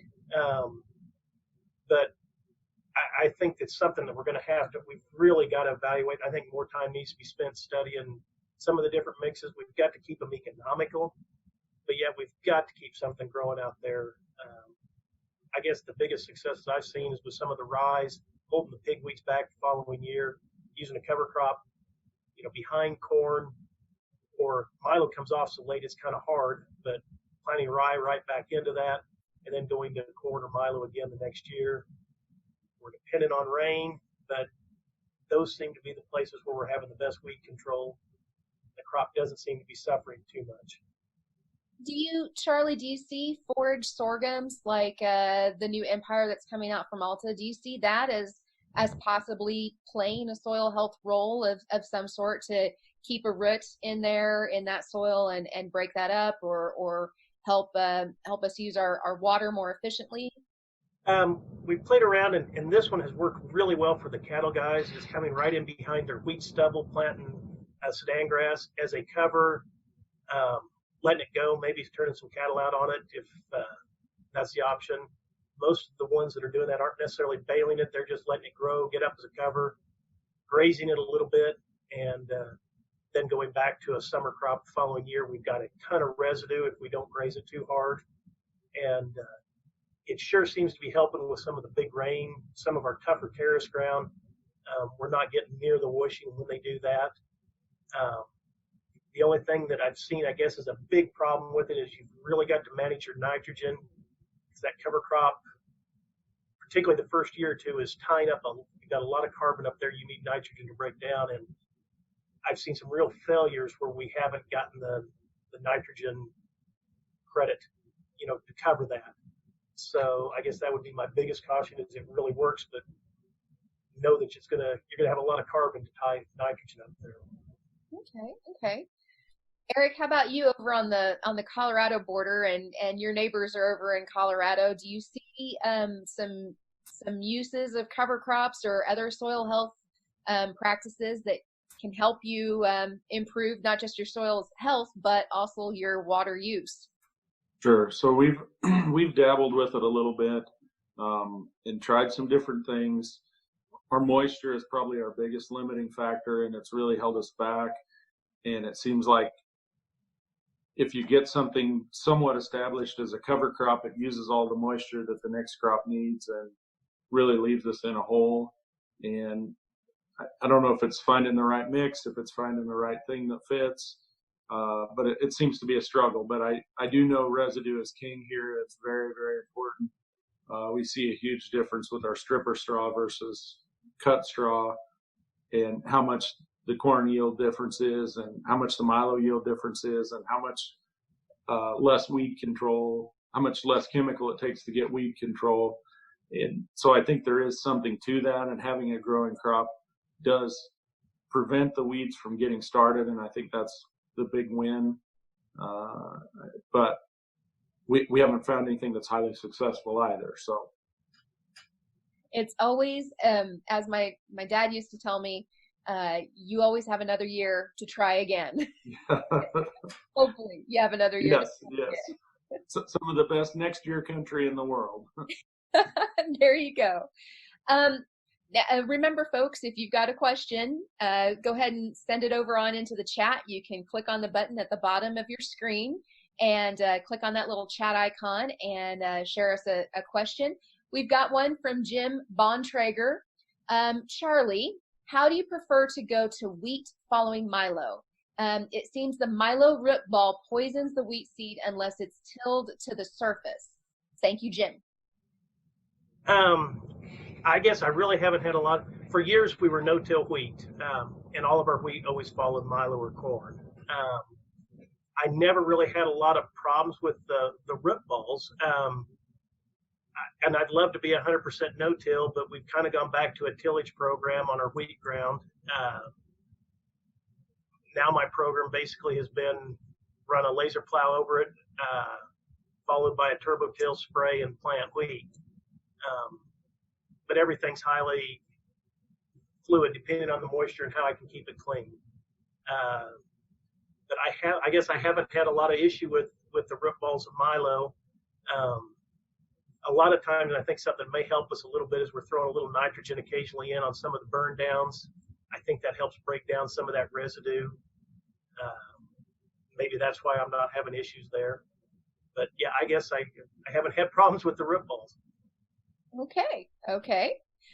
Well, let's move on a little bit to marketing. And we've talked in the past about utilizing on-farm storage capabilities. And we've talked about challenges and market development ideas. Let's go with at harvest. What are some challenges and opportunities that you all see as far as marketing your wheat or marketing your sorghum or marketing both crops for yourselves? And how do you overcome them in your area, or how do you work through them? Kent, we'll start with you. Okay.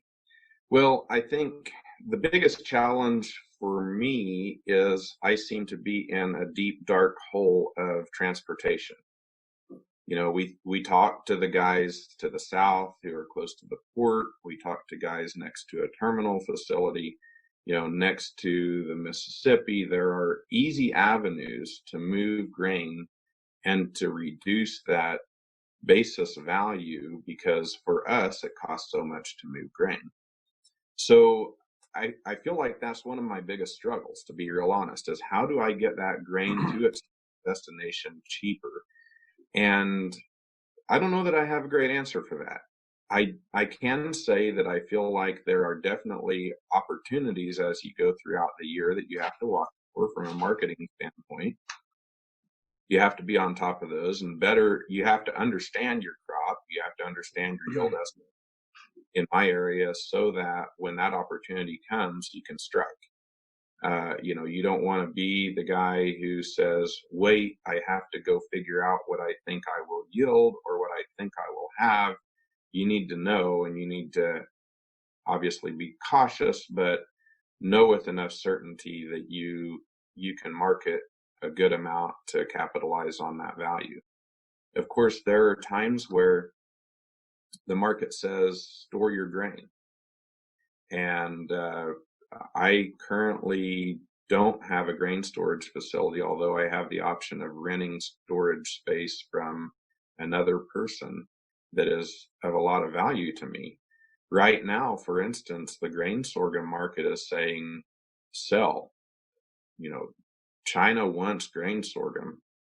Sell the basis right now and set the price later and send everything. China's buying everything that they can possibly buy right now. They don't like the price because it's fairly high by the time it gets there, but they are in a desperate need for grain. So I think we have to understand what that market tells us to do, and then the logistics are what's in between. That's sometimes the hard part, but I think the opportunities are out there. We just have to seek those opportunities and be ready when they come up. Hey, Charlie, about, you sell seeds, so that's obviously one market that you've got tied up there, but not everything that you grow goes into seeds. So how do you manage your markets, and what's your philosophy there? Well, nothing I grow actually goes to the seed we sell, unfortunately. But I guess, and this goes back probably 20 years ago, one of my customers really chewed on me, and because he asked if I'd sold anything, and I, at that point I hadn't, and he's like, well, when will you sell? And I said, when it gets, looks like the price pretty good, I'll sell. And he's like, and he really ripped into me said, you need to know exactly what it costs you to grow it before you can sell it. And, we all have those conversations throughout the years, and that one has stuck with me forever. And since then, I've really spent a lot of time on the budgeting, and I want to know what it costs me to grow it, so that when I can get into a profitable position, whether it's futures contract, selling grain that we've got on hand or whatever, try not to get greedy on it. If I'm in a profitable position, sell. That's not always easy to do, but at least we've spent time figuring out where our budget is at. I don't have access to any on-farm storage right now, although I think that's someplace I need to be. We're looking at that. Got a number of customers now that are bagging grain, taking advantage of some of these ethanol markets, that we can go to later in the fall, where the basis is actually very good right now. But I think the main thing is you've got to know what it costs you to grow it, and whether it's through futures or whatever, if you can lock in a profit, I think you need to be locking in a profit. That reminds me, Dr. Cam Anderson over at Oklahoma State, always be the low-cost producer. Yeah. That was his number one thing that I may be a K-State girl at heart, but I did learn something from Oklahoma State, guys. Well, I think you need, but you also need to be ready to spend money on the crop. I mean, I think you need to have a low cost per bushel, and there's those things that we can spend money on that really pay well, and I think you need to be ready to do those. But whether it's a fungicide, added fertilizer, whatever, it needs to make economic sense. I've got some milo fields I've sold, and I'm watching right now some customers. They didn't put fertilizer on, and they didn't use a herbicide, and they're going to cut some milo, but it's going to be very poor. And sometimes you have to spend some money. That's very true, because you can't just put a seed in the ground and walk away and expect it to perform up to its fullest potential. And the genetics that we have available to us now are thoroughbred horses. These aren't the genetics of 20, 30, 40, 50 years ago. These are genetics that if you give them what they need, they will go to town for you. So Eric, over close to Colorado border, quality wheat has got a market. I imagine there's several areas that you can go with it. How do you manage your marketing decisions? How do you work to capture the value of those markets? You bet. I think Kent and Charlie both brought up some really good points about having a budget and understanding your yields.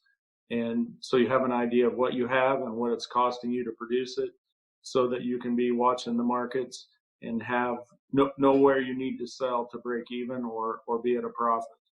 And I think having orders in or being ready to stage things in, just because you get to a level doesn't mean you have to sell the whole crop, but selling pieces of it as you go are very important. We do have storage available to us, and so we're storing a lot of grain. We're finding a lot of value in that in the wheat. There's usually not a protein scale at harvest, and our goal is to have protein in our wheat, and so that means storing it for a time. Then we're letting BASF tell us when we should move that. That's what the indicator is of when you should be selling the wheat, is when BASF is strong or improving. And we've tried to use that and capture some protein premiums along with that to help add value to our wheat. Okay. Don't forget, folks, if you got a question, just click on the little chat button at the bottom of the screen and then type your question into the box that appears over to the side. And let's, in the time that we have left, let's talk a little bit about the farm economy and our farm operations, and being as efficient as we possibly can. Kent, you're a consultant, so you work with other folks. How, when you're talking with folks as a consultant, how do they, or what are some advice that you can give them as far as being the most efficient that they can in their operations to take advantage of every single bit of margin that they can possibly get and bring back home to the family? Well, I think that Charlie started this off really nice with the discussion on a budget. I think it starts there. That's what I do in the wintertime, is I set out a budget, and I really see a couple of things, and I don't know what you would call the technical terms of these, but I call them the yield producing factors and the yield protecting factors. We have these things in our budgets, and the things that we think about prior to growing a crop that we know produces a crop. We know we need good seed. We know we need fertilizer. We know we need to understand what fertilizer we have. And so those are all things that I say we set up ahead of time that produces yield. Then we have the things that maybe we know based on probability that protects yield, or that we think we might need, and then adding in some contingencies. And then figure out what is the most limiting factor. I don't know if any of you or anyone who's listening was a K-State or OSU student. I went to both. So OSU student in my days at OSU, but Gordon Johnson just passed away this year. He was an excellent soil fertility professor, impacted a lot of people, had great advice. One of the things that he told us in our class was he would put up a picture of a barrel with holes in it, and he would say, this barrel will leak down to the lowest hole. His analogy was, whatever is the most limiting factor is what limits your production, your yield. We need to understand that. We need to understand if that's disease, if that's weed pressure, if that's fertilizer. And then we need to understand, are we dealing with a crop that does or does not respond to a particular fertilizer? We need to understand, what is our seeding rate? At what level should we plant? Are we putting too many seeds out there? Are we burning up moisture, like Eric would probably say in some years that I experienced in western Kansas? Or are we underpopulating, not realizing our potential? There is a a good zone in there based on our historical understanding of our fields and our conditions that we need to be in. Those are all things that I think we have to take into account, and then understand that contingency. So an example might be sugarcane aphids. I haven't sprayed for sugarcane aphids for 4 years. Do I have a sugarcane aphid application in my crop budget for sorghum? Yes, I do. It's in the contingency line. So understanding those things going into it, I hate the term low cost producer, but I like to be frugal in my budget for sure. Charlie, Eric, same question.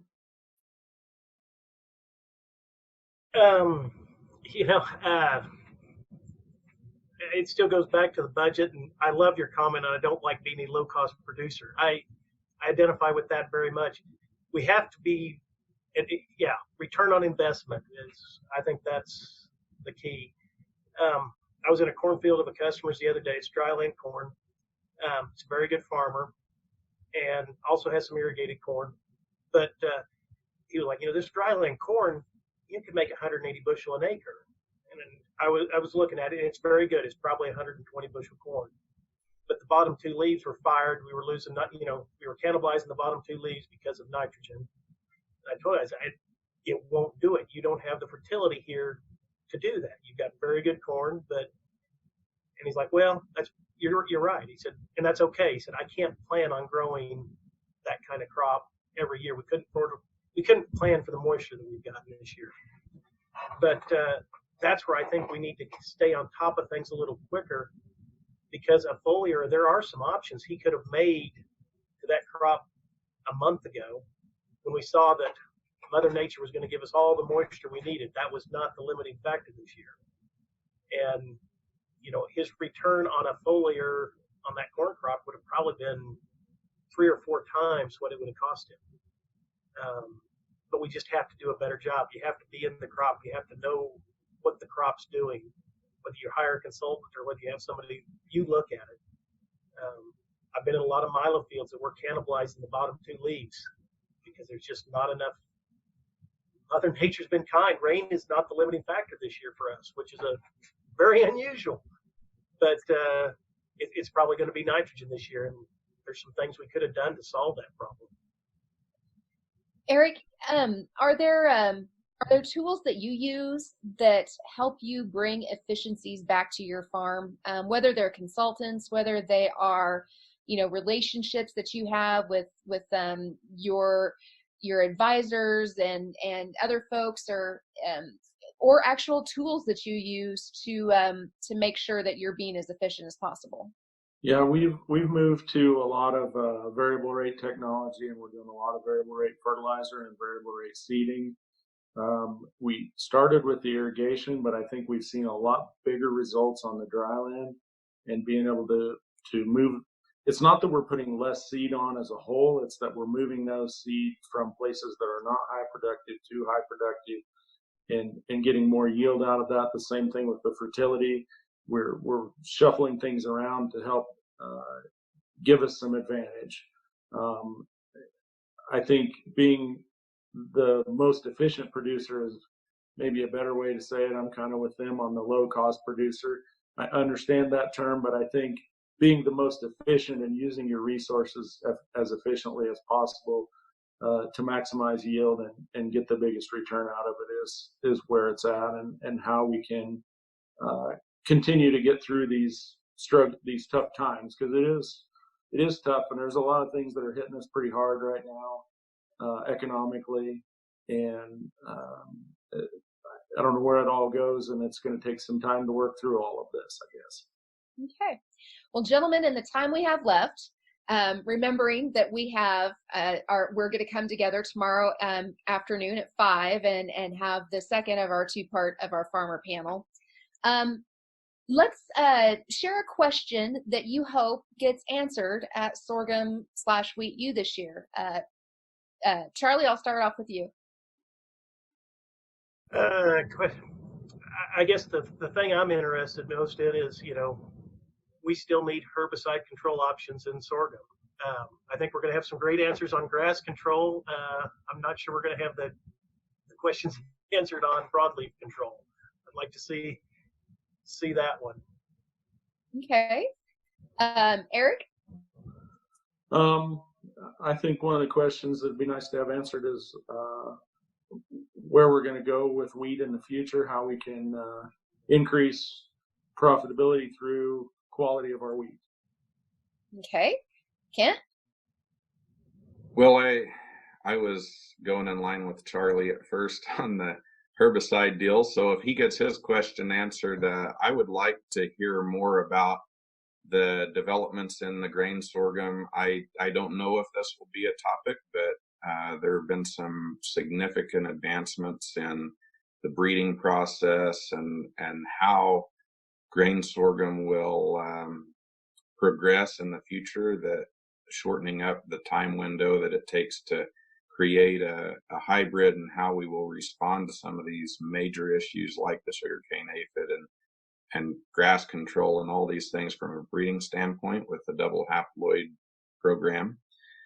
So I really hope that's discussed in a detail that people can understand and that it will make sense to them, so that they have a faith and a better understanding in how the commodity is moving forward. Great. Well, folks, if you didn't get your questions answered or you didn't ask them, be sure to join us tomorrow at 5, and we'll bring back our farmer panel to round off the last of our 5-part series of Sorghum U / Wheat U events, or virtual events. Thank you so very much, gentlemen, for joining us today. And join us again here at noon when we are joined by Romulo Lalato of Kansas State University, Ruhia Deardal Young of BASF, who is the regional technical representative for BASF, and Jordan Bell, Texas A&M AgriLife Extension. They'll all provide us key information for wheat production and opportunities for markets in 2021. That session begins here at this link at noon, so go grab lunch and join us for some more learning. Registered attendees will receive a survey in their email boxes. As you know, if you're a regular attendee of High Plains Journal's U events, we take the feedback that you give us very seriously in creating next year's event. As you might imagine, we are reinventing our programming right now, and we could sure use your feedback to make sure that we craft session topics and times and platforms that help you. So please let us know how we're doing and what we could be doing better. Now, before we leave you, we have one more message from our session sponsors, Alta Seeds. Hello, my name is Tanner Antonik, and I'm the Central United States Sales Manager for our branded label, Alta Seeds. Thanks to all of you for taking the time out of your day and joining us for this first session of Wheat and Sorghum U. With all the uncertainty brought around by the COVID-19 pandemic, it is refreshing to see all of us be able to come together and still hold this event. We know it took a lot of effort on the part of our presenters, the farmer panel, and especially the organizers, the good people here at High Plains Journal. I'm sure many of you see that their effort has paid off, and we're in store for a great event these next 2 days. A virtual platform probably wasn't what Roger envisioned when he first accepted to be a presenter, but we really appreciate the insight that he was able to give us. And a big thanks to our farmer panel for offering their time and being a part of this session. All of us here at Havana really appreciate the candor and insight that farmer panels such as this one can offer. Our parent company, UPL, launched its Open Ag initiative last year with the goal to work closer with growers, open up new ideas, new ways, and finding new answers. Advanta is an international leader in sorghum genetics, offering innovative technologies and proven hybrids. Much of that is thanks to direct feedback from our own customer councils and farmer panels, and that have helped us prioritize and search for solutions most needed in today's challenging marketplace. We have the opportunity this fall to share some of those solutions with you. Advanta and High Plains Journal have partnered to launch our inaugural showcase events, Sorghum Frontiers. We actually held our first Sorghum Frontiers event on July 8th. Some of you may have caught the first one, filmed in South Texas, where we offered an introduction to the key products and new technologies. In just a few weeks, we'll begin filming in Enid, Oklahoma and Larned, Kansas for our second Sorghum Frontiers event. So what is Sorghum Frontiers? Sorghum Frontiers is an educational event brought to you by our branded label, Alta Seeds. Our upcoming event will be streamed live on October 15th and hosted by HPJ. By pivoting to a virtual event instead of in-field, we decided to focus on 4 subjects that most impact growers here in Kansas, Oklahoma, and the Texas Panhandle. First, Dr. Ben Beyer and Dr. Zach Eater, who are the head of R&D and technical development, will give an in-depth overview of igrowth. Igrowth is the first commercially available, non-GMO, herbicide-tolerant grain sorghum. You will learn about the development of igrowth as well as receive an overview of each of the 5 hybrids that will be available for purchase during the 2021 growing season. In addition, there's a representative from UPL who will discuss igrowth's companion herbicide, Imiflex. Imiflex is still pending EPA approval, but is expected this fall. They'll be able to answer questions regarding the chemistry as well as best practices for controlling those tough grasses and weeds. Another topic that we're going to cover is our aphix designated hybrids, which offer the highest levels of sugarcane aphid tolerance all the way from the seedling stage through flowering. We'll go through the key products in the portfolio, detailing geographies and planting timelines, while also highlighting key new aphix hybrids entering the lineup this year. And finally, we'll introduce Alta Seed's new forage line, Empire Premier Forages. Mark Kirk will walk through the key products, what attributes and technologies have elevated them into the Empire lineup. We're very excited to bring you Sorghum Frontiers and hope that you all choose to attend. If you would like to register to attend the event, you can go to our website and click on the registration link or go to hpj.com/Sorghum Frontiers. On our webpage, igrowthtech.com, you will also find a link to Accelerate, where you can sign your igrowth technology agreement. Additionally, since igrowth hybrid availability will be limited this year, there's a page on our website that allows you to pre-order. If you submit a pre-order form, an Alta Seeds representative will be in contact to walk you through the next steps. Making the change from a live in-person event to an online virtual platform takes a lot of work. We appreciate that High Plains Journal takes the lead on hosting events like this throughout the year. I'm offering an amazing platform for educational sessions and inspirational speakers. We are so proud to be sponsors of Wheat and Sorghum U and hope you've enjoyed this session. Thank you. Well, now, folks, if you like this format for learning, let us know. And remember, our Cattle U is now going virtual as well, September 8th through 11th. You can register for free at www.cattleu.net. On behalf of all of us here at High Plains Journal, thanks for riding with us on our first ever virtual Sorghum U/Wheat U. And we will see you right here, back right here at noon for our next session of High Plains Journal's virtual Sorghum U/Wheat U. Thanks again. We'll see you at noon. Dirt road in a gooseneck, saddle up with me.